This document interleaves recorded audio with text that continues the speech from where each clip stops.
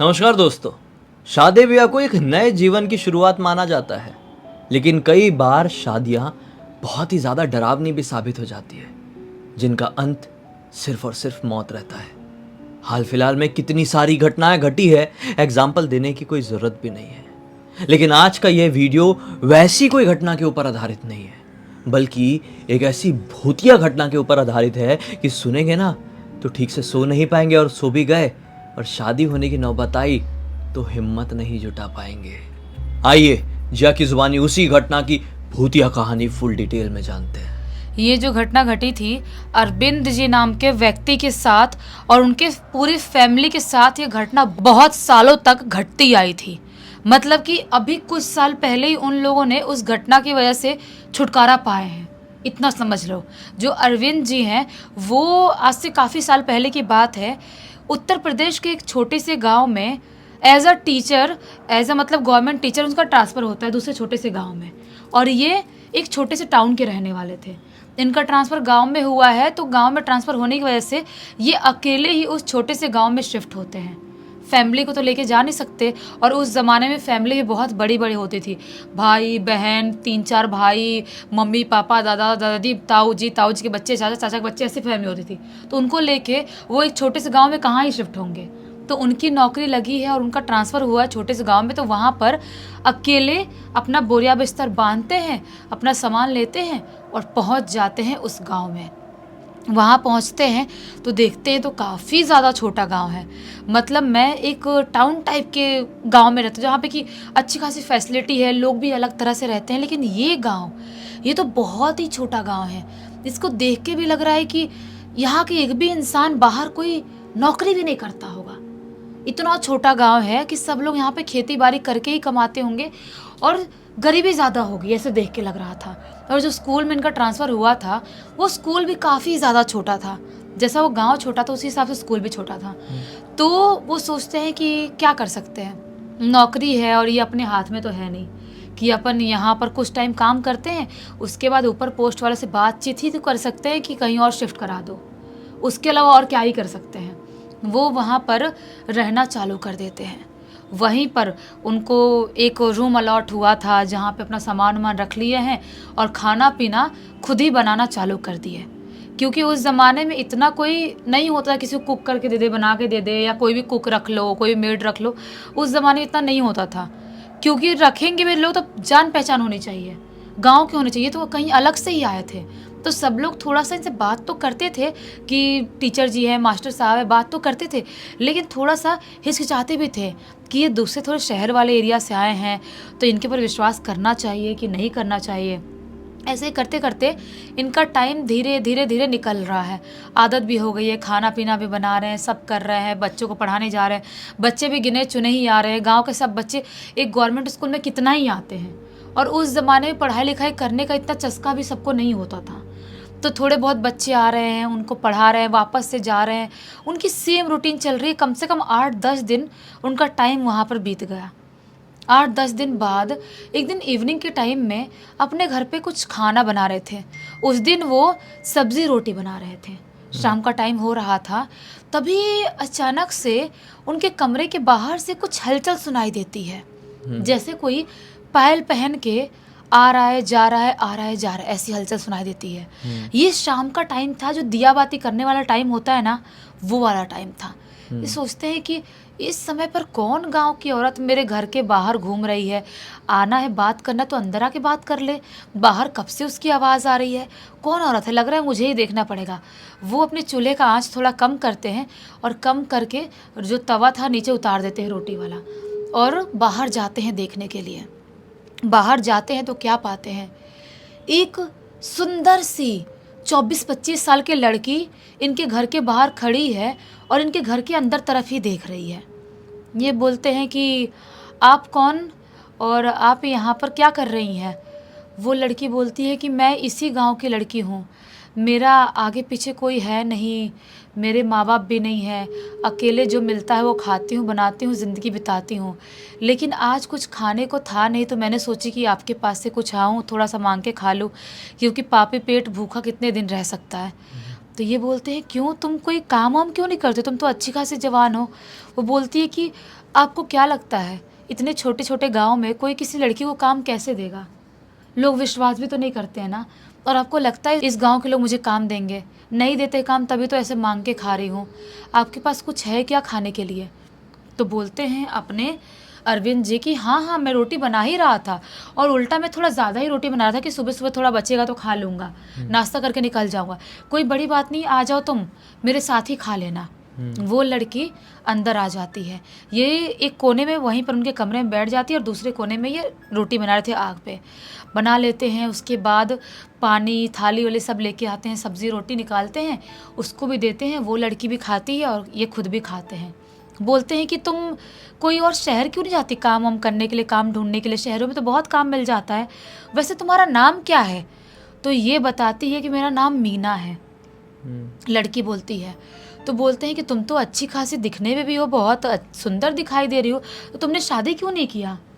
वो लड़की बोलती है, बार बार यही बात बोलती है कि अकेले लड़की इससे कौन ही शादी करना चाहेगा, उसके घर वाले नहीं है, कोई नहीं, तो कौन ही शादी करना चाहेगा। तो अरविंद जी बोलते हैं कि अच्छा ठीक है, कोई बात नहीं, तुम चिंता मत करो, तुमको कभी खाने की कुछ ज़रूरत पड़ेगी तो मेरे पास से आके खा सकती हो, कोई बड़ी बात नहीं है। ये लड़की खाना पीना खाती है और वापस से बाहर जहाँ पर भी उसका घर होगा वहाँ चली जाती है। अरविंद जी पूरे टाइम उसके बारे में ही सोच रहे हैं। अब उनकी उम्र भी बहुत ज़्यादा थी नहीं, 26-27 साल के थे।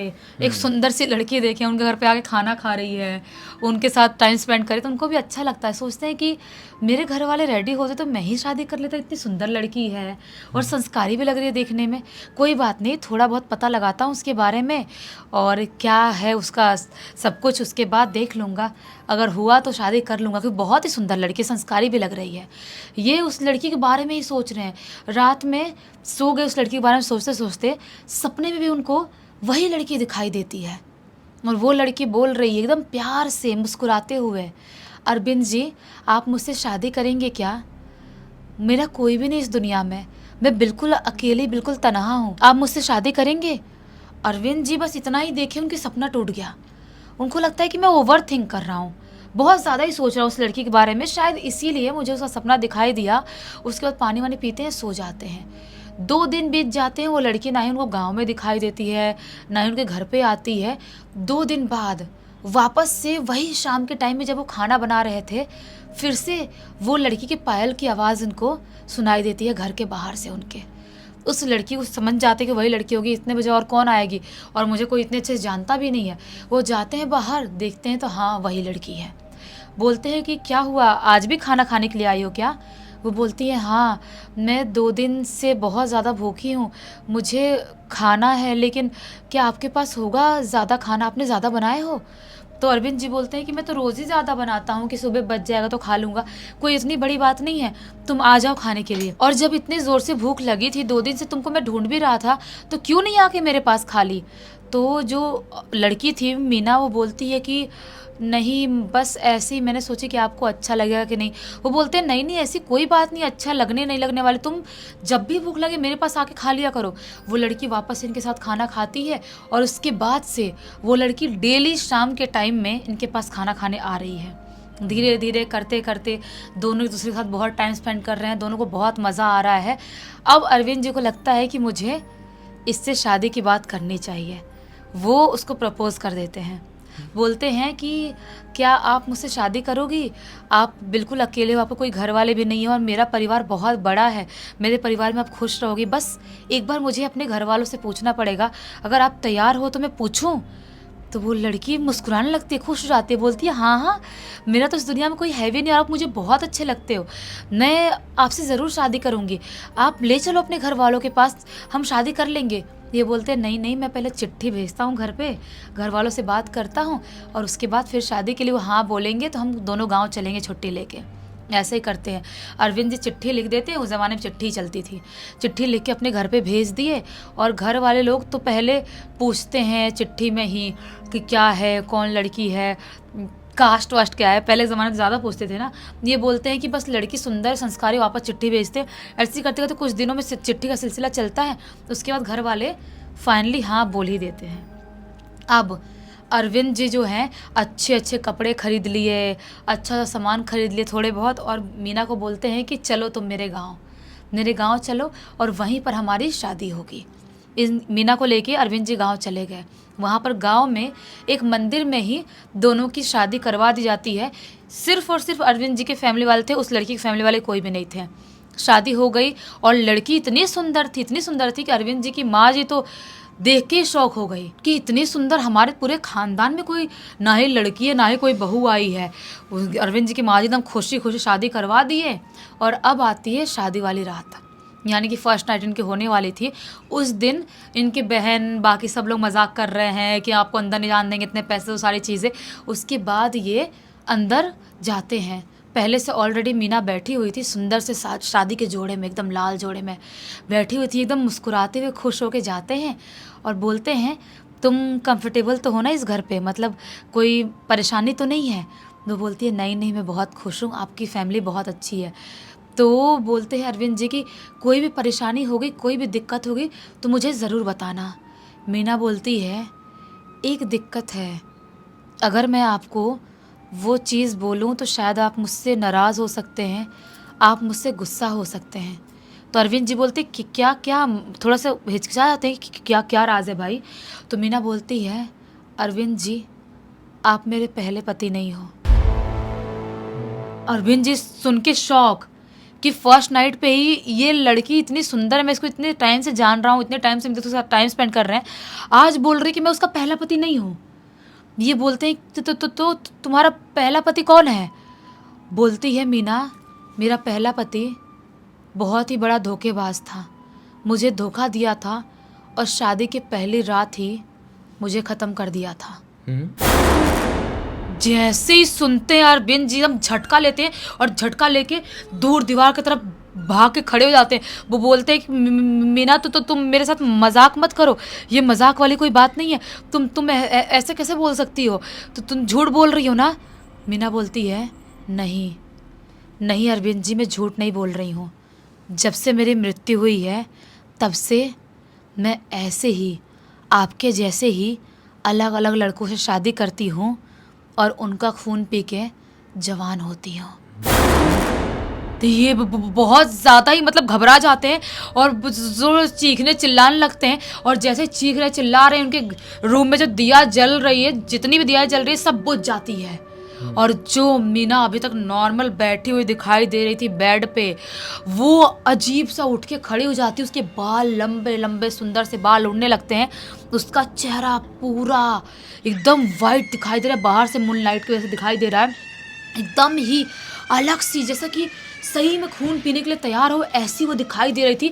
अरविंद जी चीखना चिल्लाना जोर जोर से चालू कर देते हैं और एक और चीखने की आवाज़ जोर जोर से आ रही थी। और जो बाहर इनके अरविंद जी के फैमिली वाले, उनकी माँ है, बहनें हैं, जो भी खानदान वाले लोग हैं, वो परेशान कि कमरे के अंदर से कैसे चीखने की आवाज़ सुनाई दे रही है और अंदर से दरवाज़ा बंद है, ये कैसे हो सकता है। घर वाले परेशान होने की वजह से दरवाज़ा खोलने की कोशिश कर, दरवाज़ा नहीं खोल पा रहे। अंदर से चीखने की चिल्लाने की अरविंद जी की आवाज़ सुनाई दे रही है और एक लड़की की भी चीखने की आवाज़ सुनाई दे रही है। घर वाले मारते मारते 8-10 लोग मिलके, जो भी शादी में लोग आए थे, आदमी लोग, सब लोग मिलजुल के दरवाज़ा कैसे कैसे मार के तोड़ते हैं। और जैसे ही दरवाज़ा तोड़ते हैं, अंदर जाते हैं तो क्या पाते हैं, अरविंद जी ऐसे मुंह के बल मतलब ज़मीन पर पड़े हुए हैं और अजीब से ऐसे कांप रहे हैं, ऐसे ज़ोरों से कांप रहे हैं। अब समझ नहीं पाते घर वाले कि ये क्या हो गया, कुछ सांप वाप ने तो नहीं डस लिया, क्या प्रॉब्लम हो गई। और ढूंढना चालू करते हैं उस लड़की को, मीना को ढूंढना चालू करते हैं पूरे घर में। तो क्या पाते हैं, वो लड़की कहीं पर भी नहीं है। सिर्फ एक ही इकलौता दरवाजा था जो अंदर से बंद था और बाहर निकलने का कोई भी रास्ता, कोई भी जगह नहीं था। जो विंडो भी था पहले के ज़माने से छोटा सा विंडो था, इतने छोटे विंडो से कैसे बाहर निकलेगी। पूरे घर वाले लोग परेशान, अरविंद को होश में लाने की कोशिश करते, पानी छिड़कते, बोलते क्या हुआ क्या हुआ। वो बोलते मीना मीना मीना, तो बोलते क्या हुआ मीना, क्या हुआ मीना को। अरविंद जी बोलते मीना इंसान नहीं, मीना सिर्फ इतना ही बोल रहे हैं। तो सब लोगों को डाउट होता है कि ऐसा कैसे बोल रहे हैं, मीना इंसान नहीं, क्या बोल रहे हैं, ये कैसे कैसे होश में लाने की कोशिश कर रहे हैं, ले गए हैं लेकिन वैसे छटपटा रहे हैं। और उनके यहाँ पर 2 दांत का निशान है, 2 दांत का निशान यहाँ पे पड़ा हुआ है। सब लोगों को समझ में नहीं आता, उनको लगता है सांप ने अगर डसा है तो यहाँ पर निशान, तो फिर इनका कुछ हो क्यों नहीं रहा है। सांप से झड़वाने वालों को बुलाते हैं, जो भी गांव में वैद्य या डॉक्टर थे उनको बुलवाते हैं, लेकिन ये कहीं से भी होश में नहीं आ रहे, सिर्फ इतना ही चिल्लाते हुए बोल रहे मीना मीना इंसान नहीं मीना, ऐसे से बोल रहे। सबको समझ में नहीं आता क्या हो गया। बहुत दिनों तक ऐसे ही छटपटा रहे हैं, ऐसे फड़फड़ा रहे हैं, ना मर रहे हैं ना जी रहे हैं, कुछ नहीं समझ में आ रहा है। तब अरविंद जी की मम्मी जो थी वो सोचती हैं कि कुछ तो गड़बड़ है। वो जो लड़की थी शायद वो लड़की थी ही नहीं तो वो गायब नहीं होती अंदर कमरे से। मुझे किसी बाबा तांत्रिक को बुलाना चाहिए। कुछ दिनों बाद बाबा तांत्रिक को बुलाया जाता है। बाबा तांत्रिक झाड़ते हुए बोलते हैं कि नहीं, इस घर में कोई तो आत्मा है, प्रेत आत्मा है, जिसका यहाँ पर साया फैला हुआ है और वो इस घर में है, लेकिन आपको दिखाई नहीं दे रही है, और इस घर का पीछा कभी भी नहीं छोड़ेगी, कितने साल भी हो जाए, और खास करके इस घर के मर्दों का पीछा। इस घर के हर एक मर्द धीरे धीरे धीरे करके खत्म हो जाएंगे, कोई जिंदा नहीं बचेगा। तांत्रिक बाबा के हाथ पैर जोड़ रहे हैं, बहुत बोल रहे, तांत्रिक बाबा कहते झाड़ फूक कर रहा हूँ मैं, बोलते तांत्रिक बाबा झाड़ फूक कर रहा हूँ।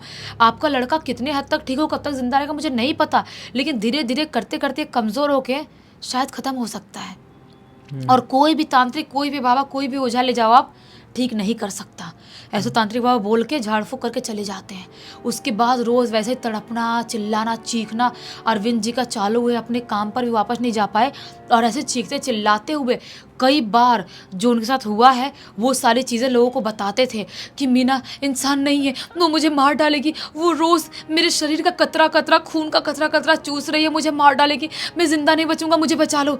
कई बार होश में रहते थे तो ऐसा ऐसा बोलते थे। तब घर वालों को समझ में आ गया था कि शायद इसकी दिमागी हालत ख़त्म हो गई है, इसको हम नहीं बचा पाएंगे। तांत्रिक बाबा ने झाड़ फूक तो किया है लेकिन इसको बचा नहीं सकते। कुछ साल बीत जाते हैं, 1-2 साल तक वैसे ही जूझते जूझते जूझते एक दिन अरविंद जी अचानक से प्राण त्याग देते हैं, ख़त्म हो जाते हैं, क्योंकि वो इतने ज़्यादा कमज़ोर हो गए थे। और सीधे 3 या 4 साल बाद अरविंद जी के छोटे भाई की शादी होती है।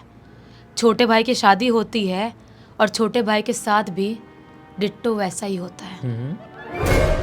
वैसी ही उनकी दुल्हन घर पे आती है, बेडरूम में दोनों जाते हैं फर्स्ट नाइट के लिए, लेकिन वापस सिर्फ और सिर्फ चीखता हुआ एक आदमी ही निकलता है, औरत गायब मिलती है।